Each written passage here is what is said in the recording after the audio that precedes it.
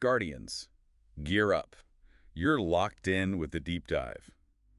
Today, we're going straight to the core, diving deep into the Space Capstone Publication. The roadmap for the U.S. Space Force.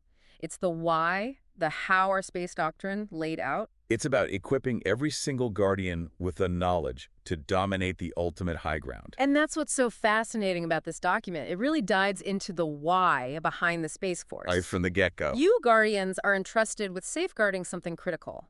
American freedom of action in space. Okay, freedom of action. It's a pretty broad term when you think about it, almost like space-sized. It is broad. And it needs to be, for a good reason. Think about it. For centuries, what's ensured global trade, global security, freedom of navigation on the high seas. Right. Control the seas, control the trade routes, project your power. It's classic geopolitics. Exactly. Now, picture space as our new ocean. Having freedom of action up there means the U.S. can achieve its objectives without interference. Okay, so we're talking launching satellites, connecting with troops around the world, gathering intel. Even deterring those who might oppose us. All without, jumping through hoops. No permission slips required. Exactly. But to secure that freedom, we got to really understand the playing field, what we call the strategic environment. And that's where we get into terms like space parity, space superiority. Uh-oh, sounds serious. And, of course, space supremacy. So it's like rock, paper, scissors, but with, way higher stakes. Let's break those down. What are the differences? Think of space parity as like a stalemate. Nobody's truly ahead in the space game, but space superiority, that's having the edge, enough to run our operations while disrupting those who might threaten us. Okay, in space supremacy, that's like the ultimate win, right? Like total control, we've got all the bases covered, nobody can touch us. It sounds tempting, right? Yeah, why wouldn't we want to be calling all the shots? Well, imagine this. Even our rivals, they depend on space for communication, navigation. Now, picture the chaos if those systems go down. For everyone. So are you saying aiming for total space supremacy could actually backfire? It could be incredibly destabilizing. Escalate things unnecessarily. Huh. So it's more nuanced than just more power equals more security. Sometimes a smart application of space superiority, just enough to show we're serious, that can be more effective than all-out dominance. Right, because if nobody can get what they need from space, everybody loses. Precisely. Every action a Guardian takes feeds into this delicate balance. And here's where it gets even more interesting. Space capabilities don't exist in a vacuum. They're deeply interwoven with every other branch of the military. We're talking total joint force integration. Right. It's easy to forget how much we rely on what happens up there. Imagine a modern military operation without the precision, the coordination that space provides. No GPS. No secure satellite communication. That'd be chaos. Complete chaos, like trying to conduct a symphony orchestra without a conductor. A recipe for some seriously off-key results. Exactly. That's why the USSF needs to be what we call joint smart. Joint smart. Completely in sync with the Army, Navy, Air Force, and Marines. Guardians, I'm curious, how have you seen this reliance on space in your own work? Just take a second to think about that. It's a really good question. And speaking of how space plays into the bigger picture, the Space Capstone Publication also dives into how space gives our leaders unique options. And we're not just talking about flexing military muscle. Right. It's more than that. Think about it. We can use space assets for something as sensitive as diplomatic signaling. Need to show we're serious about something. You can reposition a few satellites, want to provide aid after a natural disaster. Space-based assets can be invaluable. It's like having a chessboard the size of the planet. Our satellites, those are the power pieces. Exactly. And then there's the power of military space power itself. Imagine acting decisively without crossing a single border. That, my friend, is a deterrent. Like the old saying, speak softly and carry a big stick. But in this case, the big stick is, well, a satellite that can disrupt enemy command and control. And that deterrence, it even helps with something as critical as verifying arms control agreements, that ability to monitor from space. That's a huge factor in global stability. So it's a real balancing act. You're projecting strength, you're deterring the bad guys, but you're also being the responsible force in space. And encouraging global cooperation. Right, working with others, not just throwing your weight around. You've hit the nail on the head. It's not just raw power, it's responsible use of that power. Makes sense. And working together with other nations, sharing intel on potential threats like space debris. Crucial. So how does the Space Capstone Publication break down the actual work of the USSF? What are the core competencies it lays out? It's like we're building the rule book for a whole new arena. And speaking of rules, the Space Capstone Publication, it lays out 5 core competencies of the USSF. Think of them as the lanes we operate in, up there in the black. First up, space security. Expert speaker, break that down for us. Space security, it's all about making sure space is a stable and secure environment. That's the foundation. And it's not just a USSF concern. This is about ensuring access to space for everyone. Governments, businesses, international partners. So, setting the ground rules. Make sure everybody's playing fair. What does that look like in action, though? Think about things like sharing information about potential hazards in space. Yeah. We all benefit from knowing where that space debris is, right? Right. Nobody wants a fender bender in orbit. It's also about, establishing those international norms of behavior. Right. Agreeing on what's acceptable, what isn't. Space is getting more crowded. We need to make sure we're not bumping into each other's satellites. Exactly. The more we can work together, the safer and more sustainable space will be for everyone. But space security also has let's call it an assertive side. Which brings us to combat power projection. Okay, yeah. Yeah. This one sounds a bit more, sort of, are we talking lasers blowing up enemy satellites? Is that what we're talking about here? Not quite, though I admit that is a common misconception. Combat power projection is about having the means to deter aggression in space, and, if absolutely necessary, to defeat an adversary.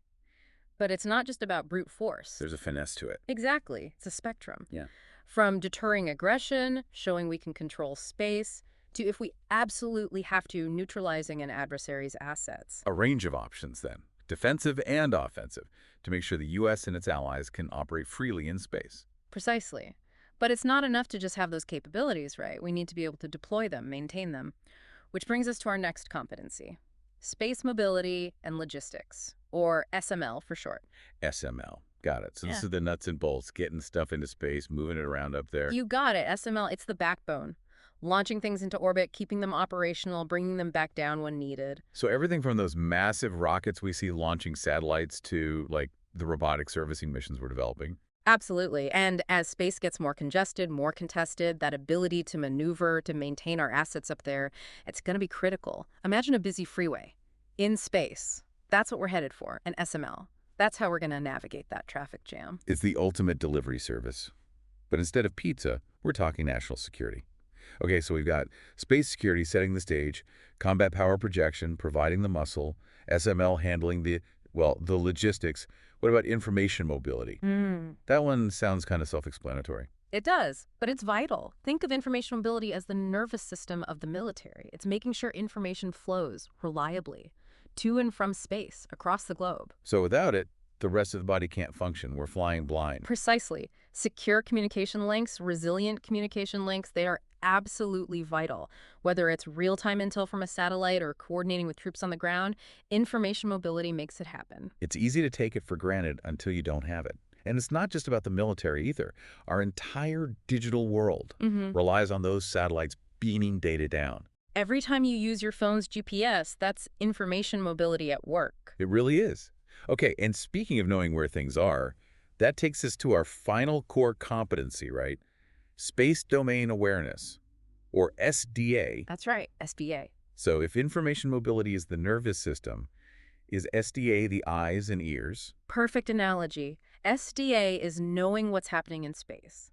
Tracking objects, understanding what they can do, figuring out what our adversaries might be up to. So we're talking cataloging space junk, we're talking analyzing the movements of potentially hostile satellites, keeping tabs on everything in our orbital neighborhood. Exactly. And with more and more objects being launched into space, satellites, debris... It's getting crowded up there. SDA is only getting tougher. And, more important, it's like trying to conduct a symphony orchestra with instruments flying around the room. Okay, I'm picturing that. Not a concert I'd want to attend. SDA helps us keep track of who's playing what. And more importantly, if someone's about to, say, throw a tuba. No, that's an image.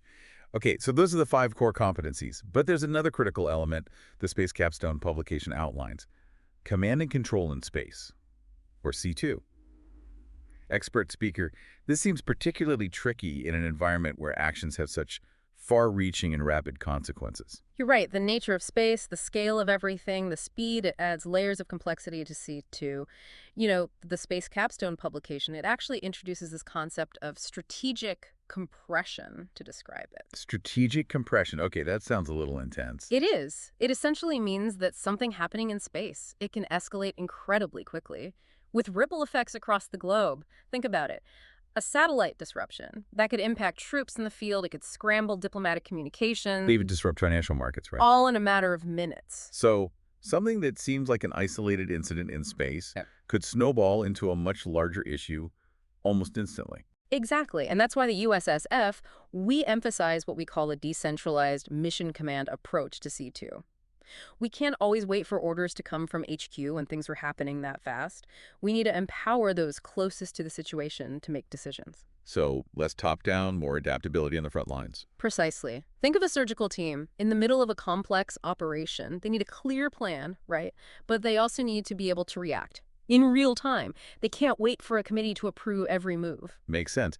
But how do you balance that need for, on-the-spot decision-making with maintaining coordination, with maintaining unity of effort? That's where clear communication, shared awareness, those things become even more critical. It's not about abandoning centralized command entirely. It's about striking that balance, providing clear intent guidance from above, while also empowering that tactical flexibility, that rapid response. So a constant flow of information, up and down the chain. Everybody's on the same page, even when they're making decisions independently. Exactly. And that's where those core competencies we discuss, they come in. Space domain awareness. That gives us the information advantage. Information mobility makes sure that information gets where it needs to go. And combat power projection. That provides options for acting on that information effectively. It's like this complex dance, all these elements moving together. Now let's shift gears a bit. The Space Capstone Publication also highlights the USSF's commitment to being responsible stewards of the space domain. Expert speaker, what does that mean in practical terms? It means recognizing that space, it's not ours alone to use and exploit. We have a responsibility to protect it for future generations. So it's bigger than just avoiding making more space junk, though that's obviously important. We're talking about a commitment to using space responsibly, even when things get, well, a little tense. Exactly. Adhering to those international laws, minimizing debris, working to prevent space from becoming a war zone, all crucial parts of stewardship. We need to set a good example for other countries, for companies getting into space. It's about those ground rules again, right? Making sure space is sustainable, safe for everyone. Precisely. We're all in this together, right? The more we can share that responsibility for space, the better off we'll all be. Absolutely. Guardians, as members of the U.S. Space Force, you're on the front lines of this. What you do, every single action, it contributes to this mission of being responsible stewards of space. Expert speaker, what's the key takeaway from the Space Capstone publication about this whole stewardship idea? It really emphasizes working together, international cooperation. The publication actually states military space forces can shape the security environment through space domain collaboration and security cooperation. We can't do this alone. We're stronger together, especially when it comes to space. Exactly. Sharing info on threats like that space debris we talked about, working together to set responsible behaviors in orbit, that collaboration is essential. And it's not just our traditional allies either. We're going to build bridges with these new countries getting into space too. Building a global space community, everybody working together to keep this incredible domain safe. Exactly. The more nations that get on board with these responsible behaviors in space, the more secure and sustainable it'll be for everybody. So Guardians, remember, the Space Capstone Publication, it's not just some dry document, some technical manual. It's a call to action. Expert speaker, if you could give one takeaway message to our Guardians listening about this document, what would it be? It's a call to think differently about our role in space. Space, it's not just this empty void. It's connected to everything, our security, our economy. A way of life down here on Earth. Exactly. What happens in space affects us all.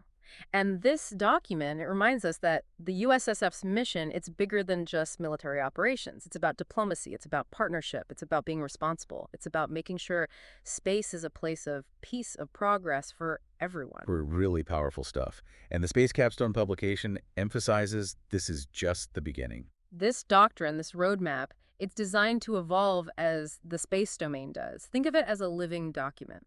It's got to adapt to the changing realities of space. More traffic up there, more competition. The commercial sector's booming in space, too. The USSF's doctrine, it can't just stay static. Which is where you all come in, Guardians. Be adaptable, be innovative, always be ready to learn. Because space, it's not stopping, it's not slowing down, and you're leading the charge. It's about constantly learning, questioning assumptions, finding new solutions. The future belongs to those who can imagine it. And on that note, Guardians, as we wrap up this deep dive into the Space Capstone publication, we'll leave you with this. How will you shape the future of space? How will you help ensure it remains a place of peace, progress, opportunity for everyone? It's a question worth considering. Talk to your fellow Guardians. Think about it yourselves. And ultimately, answer it through your actions, through your service. Well said. Guardians, thanks for locking in with the deep dive. Until next time, stay curious, stay vigilant, and aim high.